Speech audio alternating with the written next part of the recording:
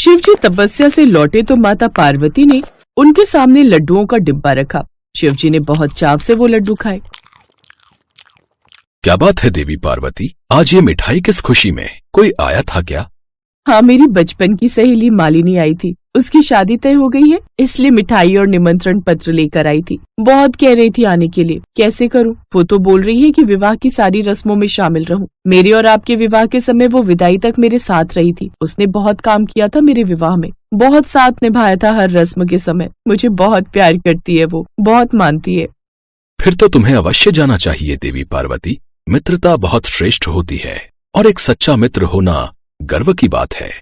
हाँ, सोच तो रही हूँ कि चली जाऊँ। गणेश और कार्तिकेय को भी साथ ले जाऊंगी, पर ब्रह्मा जी ने मुझे कहा था कि मुझे अपने काली रूप को एक बार फिर से धारण करना होगा, क्योंकि कटकासुर को भयभीत करने के लिए मेरा काली रूप लेना बहुत आवश्यक है। राक्षस कटकासुर काफी समय से स्वर्गलोक पर आक्रमण करने का विचार कर रहा है। कहीं ऐसा न हो मैं मालिनी की शादी में जाऊँ और पीछे से कटकासुर स्वर्ग पर आक्रमण कर दे। ब्रह्मा जी कह रहे थे रक्त बीज के संहार के बाद कटकासुर केवल मेरे नाम से ही भयभीत होता है, अपितु किसी से नहीं डरता।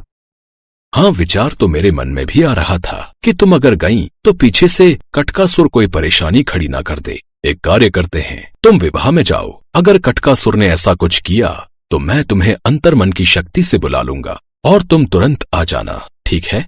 हाँ, ये ठीक रहेगा। आप मुझे उसी समय याद करना, मैं काली रूप में आ जाऊंगी। माता पार्वती की सहेली मालिनी की शादी भी उनके लिए बहुत महत्व रखती थी। उनकी सहेली बहुत मन से उन्हें बुला कर गई थी। माता पार्वती गणेश जी और कार्तिकेय जी को लेकर अपनी सहेली की शादी में चली जाती है। सहेली मालिनी माता पार्वती को देखकर बहुत खुश होती है। पार्वती, तुम नहीं जानती मैं तुम्हें देखकर कितनी खुश हूँ। मुझे तो यकीन ही नहीं हो रहा कि तुम मेरी शादी में आई हो। मुझे तो लगा था कि तुम नहीं आओगी। क्यों नहीं आती? तुमने इतने प्यार से बुलाया तो मुझे आना ही था।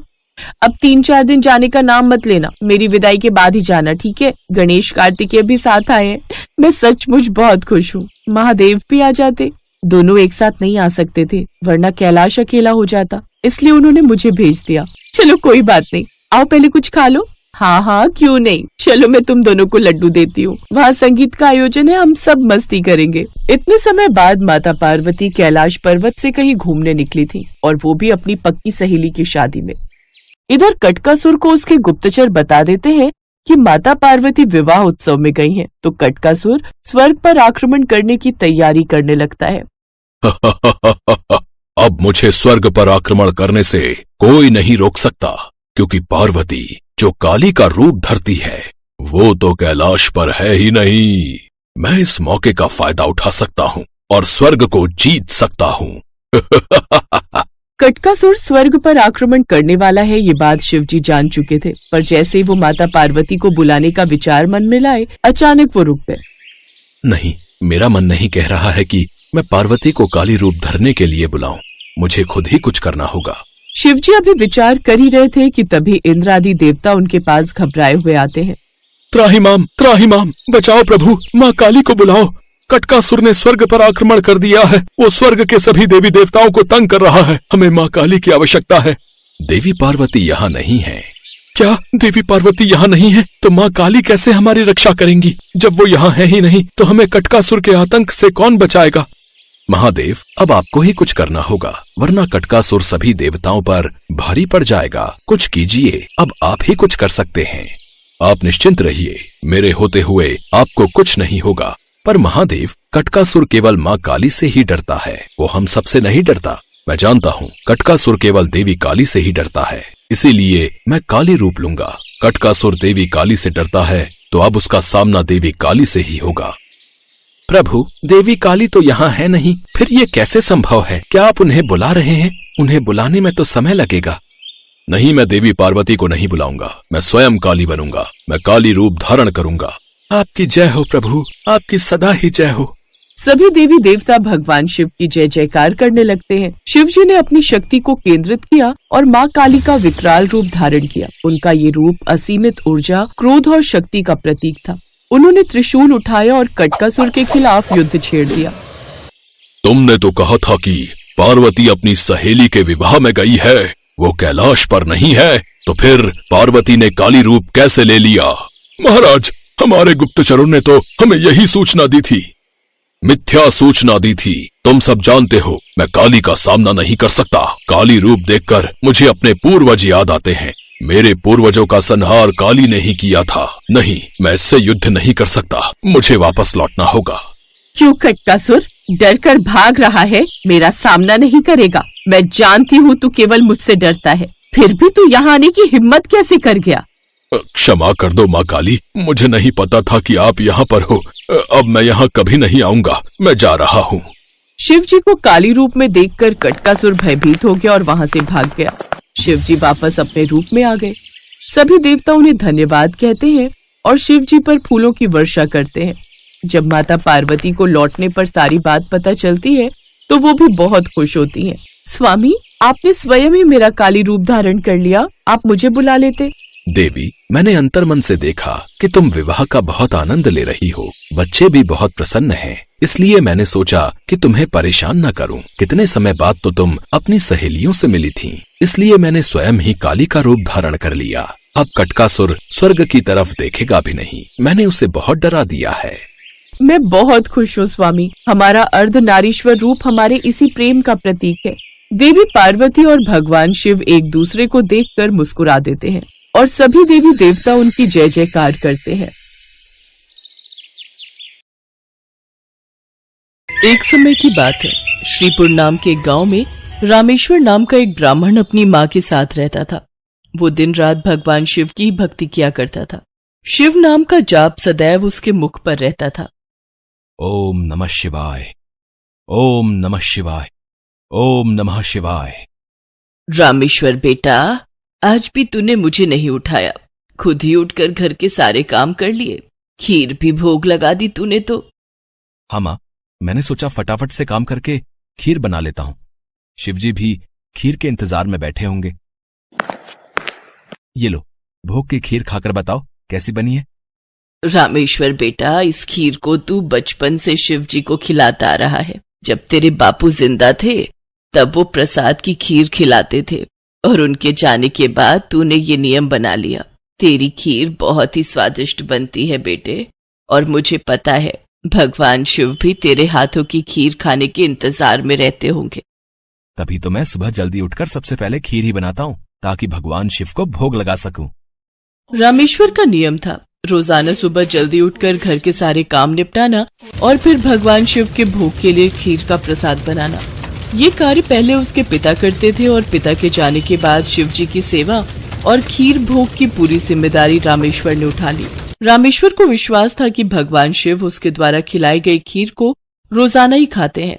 इसी विश्वास पर वो रोजाना खीर का भोग लगाता था और अपने भक्त के द्वारा भोग लगाई गई खीर को कैलाश पर्वत पर विराजमान भगवान शिव बहुत चाव से खाते थे। स्वामी, क्या बात है? आपको तो आनंद ही आनंद है। आपके भक्त आपको प्रेम से इतने स्वादिष्ट व्यंजन खिलाते हैं और आपका भक्त रामेश्वर तो नियम के अनुसार आपको खीर का भोग लगाता है। लाइए, थोड़ी सी खीर मुझे भी दे दीजिए। रामेश्वर के हाथों की खीर बहुत ही स्वादिष्ट होती है। हाँ देवी पार्वती, रामेश्वर इतनी स्वादिष्ट खीर का भोग लगाता है कि मन प्रसन्न हो जाता है। तभी नंदी और समस्त शिवगण वहाँ जाते हैं।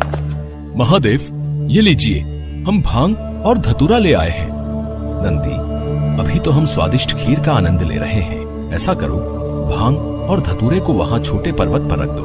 हम कुछ समय के बाद उसे ग्रहण करेंगे। अरे नंदी महादेव तो हमारी ओर देख तक नहीं रहे। उनका सारा ध्यान तो रामेश्वर की बनाई हुई खीर पर है। ऐसे कब तक चलेगा नंदी? हाँ, मैं भी यही देख रहा हूँ। इतने प्रेम से हम भांग और धतूरा पीस कर लाए और महादेव ने हमें इसे रखने के लिए बोल दिया। अरे नहीं नहीं, ऐसी बात नहीं है।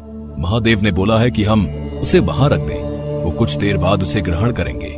महादेव रोजाना रामेश्वर की भोग लगाई हुई खीर को बहुत चाव से खाते हैं। नंदी, मैं तो कई बार सोचता हूँ कि रामेश्वर की खीर में ऐसा क्या है कि भोलेनाथ सबसे पहले उसकी भोग लगाई खीर को ही खाते हैं और फिर और किसी तरफ उनका ध्यान ही नहीं जाता। तभी तो हम भांग धतूरा लेकर आए और उन्होंने बिना देखे ही इसे रखने के लिए बोल दिया। हाँ, कह तो तुम ठीक रहे हो भैरव। महादेव को भांग धतूरा इतना प्रिय है और रामेश्वर की खीर से ज्यादा उन्हें इस समय कुछ भी प्रिय नहीं लग रहा। तो क्या किया जाए नंदी कि महादेव का ध्यान अपने भक्त रामेश्वर से हटकर हमारी ओर आ जाए? एक रास्ता है। नंदी ने सभी गणों के कान में कुछ कहा। उसके पश्चात सभी गण पृथ्वी लोक पर आ गए और सब ने ब्राह्मण रूप ले लिया और सब लोग रामेश्वर के पास पहुँचे। रामेश्वर शिव जी को खीर का भोग लगाने के लिए बाजार से सामान खरीद रहा था। ब्राह्मण वेश में नंदी ने रामेश्वर से कहा, रामेश्वर, तुम हमें नहीं जानते, पर हम तुम्हें बहुत अच्छे से जानते हैं। तुम भगवान शिव के भक्त हो और रोजाना उन्हें खीर का भोग लगाते हो। हाँ ब्राह्मण देव, आप तो सब कुछ जानते हैं। हाँ रामेश्वर, हम सब जानते हैं, इसीलिए तो हम तुम्हारे पास आए हैं। हमें पता है कि तुम महादेव के परम भक्त हो, पर तुम्हें पता है महादेव अब रोजाना खीर खाकर ऊब गए हैं, इसलिए अब तुम कुछ दिनों के लिए खीर का भोग रोक दो। तुम एक काम क्यों नहीं करते? तुम महादेव को सप्ताह में एक दिन खीर का भोग लगाया करो, जिससे महादेव को और अधिक स्वाद आएगा। अब महादेव को इतने सारे भक्त पूजते हैं, महादेव भी तो इतने सारे भक्तों के द्वारा दिए भोग को ग्रहण करते हैं, उनका पेट बहुत भर जाता है। अगर तुम उनको सप्ताह में एक दिन खीर का भोग लगाओगे तो उन्हें तुम्हारी खीर का इंतजार रहेगा और वो और अधिक आनंद से खीर खाएंगे। क्यों, हम सही कह रहे हैं ना? ये तो आप ठीक कह रहे हैं ब्राह्मण देव, इस विषय में तो मैंने कभी सोचा ही नहीं। अब मैं एक काम करता हूं, मैं सप्ताह में एक दिन ही भगवान को खीर का भोग लगाया करूंगा, ताकि वो और भी भक्तों का प्रसाद ग्रहण कर सकें और फिर उन्हें मेरी खीर का बेसब्री से इंतजार रहे। भोला भाला रामेश्वर शिवगणों की बातों में आ गया।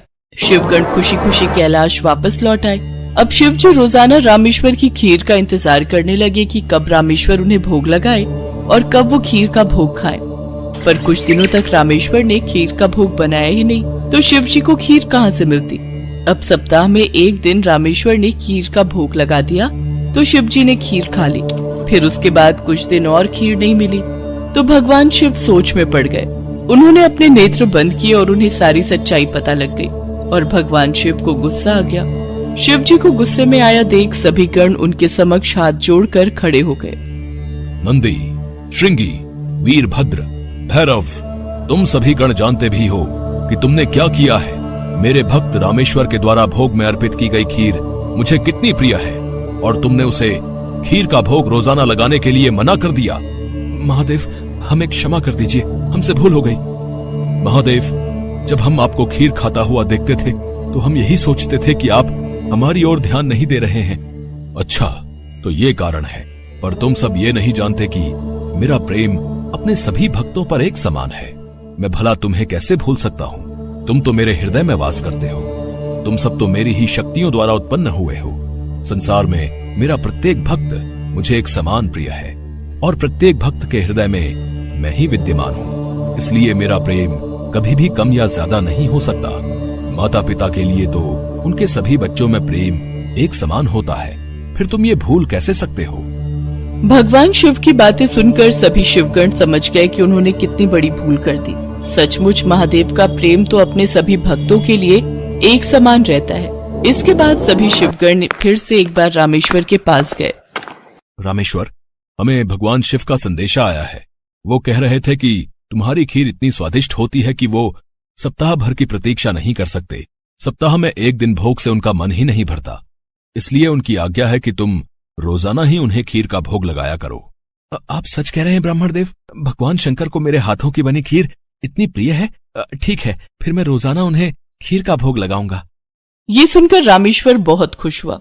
अब एक बार फिर रामेश्वर रोजाना खीर बनाकर भगवान शिव को भोग लगाने लगा। अब तो समस्त शिवगण भी भगवान शिव के साथ रामेश्वर द्वारा भोग लगी प्रसाद की खीर का आनंद लेते और खूब भरपेट खीर को खाते। भगवान शिव और देवी पार्वती दोनों सभी गणों को इस प्रकार खीर खाता देख मंद मंद मुस्कुराने लगे। भगवान शिव ने अपने परम भक्त रामेश्वर को सभी सुख सुविधाओं से पूर्ण रखा। उसके जीवन में कभी भी कोई कठिनाई नहीं आई। रामेश्वर का विवाह एक बहुत ही सुशील कन्या के साथ हुआ। उसके घर में 2 बच्चों का जन्म हुआ। अपने परिवार के साथ संपूर्ण जीवन खुशी खुशी व्यतीत करके रामेश्वर अंत में मोक्ष को प्राप्त हुआ।